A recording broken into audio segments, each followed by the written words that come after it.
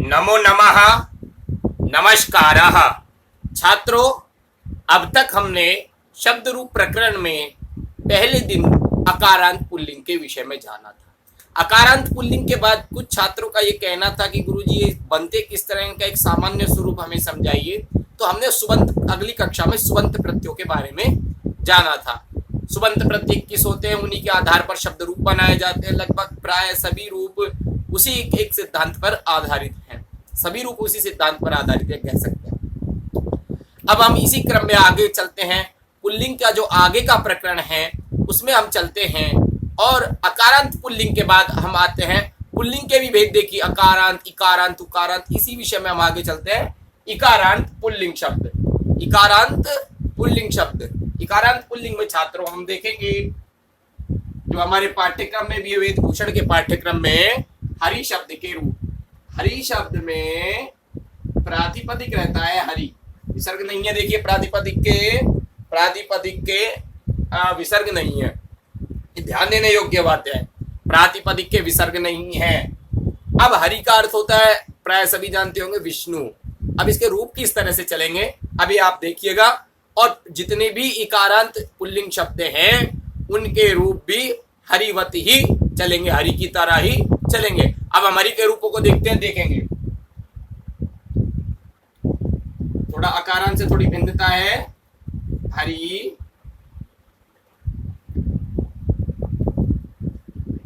हरि, हरयः। मैंने बताया था ना, सु औ जस। अब औ नहीं दिखाई दे रहा है। ये रूप निष्पादन की एक प्रक्रिया, लंबी प्रक्रिया है। उसका अब थोड़ा आपका दीर्घ स्तर हो जाएगा व्याकरण का, उसके बाद इस विषय पर चर्चा की जाएगी। ये इकारांत इसलिए यहाँ स्थिति होती है। ये हो गई हमारी प्रथमा विभक्ति। द्वितीय विभक्ति है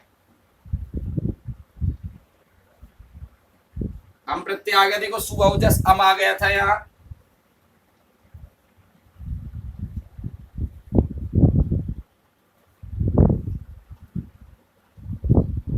ये द्वितीय विभक्ति लिख रहे हैं हम इसकी, हरि शब्द की।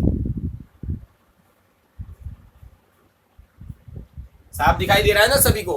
हरि, हरि, हरया, हरिम, हरि, हरिन।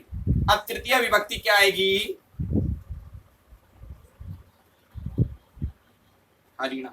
छात्रों, ध्यान देने योग्य बात है, मैंने बताया था आपको कि तृतीया का जो एक वचन होता है उसमें कौन सा प्रत्यय आता है? सु, औ, जस, ये प्रथमा विभक्ति। अम, औट, शस, द्वितीय विभक्ति। तृतीय होती है टाभ्याम विस। टा प्रत्यय आता है, टा का अशेष बचता है, जो हरिणा में हमको दिखाई दे रहा है। हरिणा,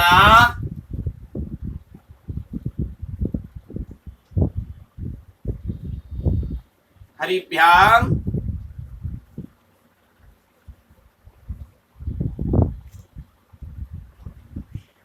देखिए मैंने आपको एक चीज और बताई थी कि जो भिस प्रत्यय होता है उसका भी हमें यहाँ दिखाई दे रहा है, सकार का रुत्व विसर्ग का।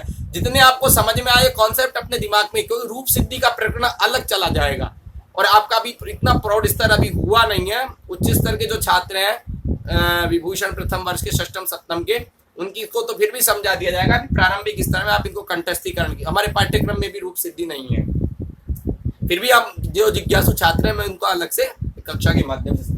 तृतीय विभक्ति हो गई हमारी हरिणा, हरिभ्याम। हरि विभक्ति भी डाल देते हैं, प्रथमा, द्वितीय, नंबर के माध्यम से समझ लीजिएगा। अब चतुर्थी विभक्ति की बात करते हैं हम। चतुर्थी विभक्ति की हम बात करते हैं तो चतुर्थी विभक्ति में छात्रों आता है हरये,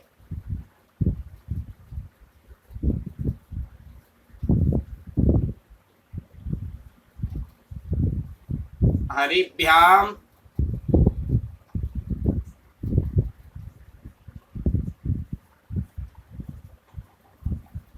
अब देखिए चतुर्थी विभक्ति में ध्यान देने योग्य बात क्या है छात्रों, इसको देखिए। गे आता है, गे, भ्याम, भ्यस। ये तो मैंने बताया था तृतीया, चतुर्थी और पंचमी का जो द्विवचन होगा वो एक समान ही होगा। भ्याम प्रत्यय लगा हुआ है, गे के स्थान पर गे सूत्र से यकार हो जाता है, इसलिए हरे बनता है। और ये इधर भ्यस था, गे भ्याम भ्यस, उस भ्यस का भय यहाँ दिखाई दे रहा है, मैंने सकार का रुत्व विसर्ग हो गया। हम पंचमी विभक्ति हम देखेंगे हरि शब्द की। पंचमी विभक्ति क्या है? अब ये ध्यान देने योग्य बात है, पंचमी और षष्ठी हरि शब्द की एक ही होती है। प्राय छात्र यहाँ गलत करते हैं, गलती करते हैं, त्रुटि करते हैं। इसको अच्छे से स्थापित कर ले। पंचमी, और ये परीक्षाओं में पूछा भी यही प्रश्न जाता है कि हरि शब्दस्य षष्ठी एकवचनम किम, पंचमी विभक्ति एकवचनम, इस तरह के प्रश्न पूछे जाते हैं क्योंकि यहाँ संशय की स्थिति रहती है। अब देखिए पंचमी में देखेंगे, हरे विसर्ग आ गया, ये भ्याम प्रत्यय लगेगा ही यहाँ पर, भ्याम का भ्याम हमें दिखाई दे रहा है। ये मैं पहले भी लिख सकता था लेकिन साथ ही साथ इसलिए लिखता हूं कि अच्छे से समझ में बैठ जाए, अधिगम अच्छे से हो जाए हमारे छात्रों में। ये हम पंचमी विभक्ति तक आ गए, हरे हरिभ्याम हरिभ्य, यहां तक किसी को दिक्कत नहीं होना चाहिए। अब हम षष्ठी विभक्ति की ओर चलते हैं छात्रों। षष्ठी विभक्ति में हमारे समक्ष आता है, देखिए षष्ठी में और पंचमी में एक ही रूप बनेगा, मैंने बताया था आपको। इसके लिए नियम है अलग से, उस नियम की चर्चा बाद में की जाएगी। हरियो, ये ध्यान देने, ओस प्रत्यय का जो ये है, ओस का ओकार हमें दिखाई दे रहा है और सकार का रुत्व विसर्ग हो रहा है, सकार का रुत्व विसर्ग हो रहा है। अब एक चीज और ध्यान देने की बात है छात्रों, यहाँ पर देखिए ये प्रश्न पूछा जाता है। मैं भी मेरी कक्षा में कई बार छात्रों से यही पूछता हूं कि ये हरिनाम है ना, ये हरिनाम में जो रकार है इस पे दीर्घ इकार आएगा या ह्रस्व इकार आएगा? क्योंकि जब प्रतियोगी परीक्षाएं होती हैं और भी आपकी परीक्षा होती है, वस्तुनिष्ठ प्रश्नों की दृष्टि में जब प्रश्न पूछे जाते हैं तो एक तो हरिनाम में ह्रस्व इकार दे दिया जाता है, एक ये वाला दे दिया जाता है, तो छात्र संशय की स्थिति में रहते। ये ज्यादातर षष्ठी का जो बहुवचन रहता है वो दीर्घ ही रहता है, दीर्घता रहती है, उसमें दीर्घ इकारांत जैसे जो भी दीर्घ इकारांत इत्यादि रहते हैं, हरिनाम रहेगा। या ध्यान रख लीजिए, इकारांत पुल्लिंग शब्द में षष्ठी विभक्ति का बहुवचन दीर्घ ही रहता है। ये ओस हरियो, अब देखिए सप्तमी, ये हरियो, ये यहाँ पर सप्तमी में भी यही आएगा। अब सप्तमी विभक्ति की ओर चलते हैं हम।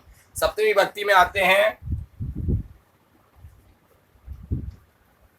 यहाँ देखिए ये परिवर्तन है, ये दो चार चीजें यहाँ प्रश्नों के रूप में बनती हैं, पंचमी षष्ठी और सप्तमी। सप्तमी विभक्ति में विसर्ग नहीं है और औ की मात्रा है।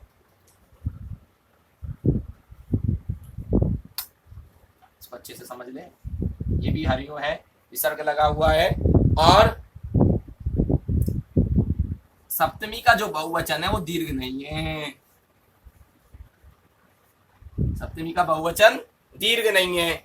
षष्ठी का जो बहुवचन था वो तो दीर्घ ही था, यहाँ दीर्घ नहीं है। ये कुछ एक चीजें हैं वो ध्यान देने योग्य है। अब आते हैं हम संबोधन की ओर। संबोधन में देखिए, संबोधन में मैं कक्षाओं में अनेक बार ये प्रश्न को पूछा तो प्राय 90% छात्र संबोधन को गलत कर देते हैं। संबोधन को और जो जहाँ विषय मूल परिवर्तन हो रहा है उसको हमें अच्छे से हमारे मस्तिष्क पर स्थापित करना है। लगते ये सरल है रूप, लेकिन छात्र इन्हीं में ही गलती करते हैं और इन्हीं से छात्र यदि शब्द रूपों में गलती करेंगे तो भाषा के प्रत्येक स्तर में निश्चित रूप से त्रुटि रहने की पूरी संभावनाएं रहती है। अब हम संबोधन की ओर चलते हैं। हे हरे, हे हरि, हे हरया, विसर्ग नहीं आएंगे।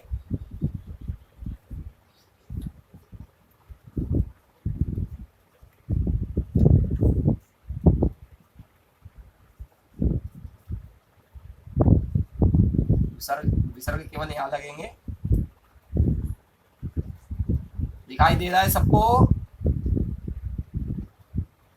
दिखाई दे रहा है सबको? ये संबोधन हो गया।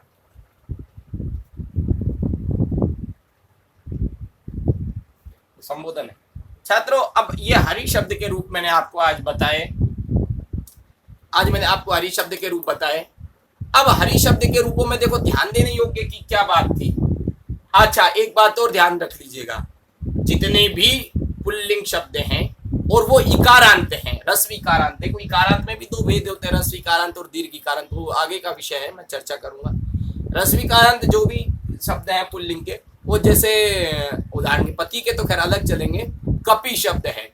कपि कपि कपयः कपिम कपि कपिन कपिना कपिभ्याम कपिभि कपये कपिभ्याम कपिभ्य कपेः कपिभ्याम कपिभ्य कपेः कपयोः कपीनाम कपौ कपयोः कपीषु हे कपे हे कपि हे कपय। कपि शब्द के रूप, अच्छा अब आपको मैं गृह कार्य भी दे देता हूं। कपि शब्द और रवि शब्द का आप रूप बनाएं, बिल्कुल बिल्कुल इसी की तरह बनेगा। कपि और रवि, सम्यक। कपि और रवि इनके रूप छात्र आप अपने बना करके मुझे उसका फोटो खींच करके आप अपने जो इस वेद विद्यालय का ये जो ग्रुप बना रखा है इस पर प्रेषित करें। और मैंने छात्रों को गृह कार्य दिया कि राम के बाद राम के जो रूप पढ़ाए थे मैंने अकारांत पुल्लिंग, अपने अपने नाम के रूप बनाए, किसी भी शब्द के एक रूप बना करके मुझे प्रेषित करें। एक दो छात्रों ने ही प्रेषित किया, अन्य छात्र प्रेषित नहीं कर रहे हैं, तो अभ्यास सही तरीके से नहीं। इस तरह से आप अभ्यास को करते हुए चलेंगे तो एक निश्चित रूप से एक सोपान को उचित सोपान को चढ़ते हुए चलेंगे। देखिए मैंने ये हरि शब्द के रूप बताए, यहाँ विसर्ग का ध्यान रखना है, महत्वपूर्ण चीज है।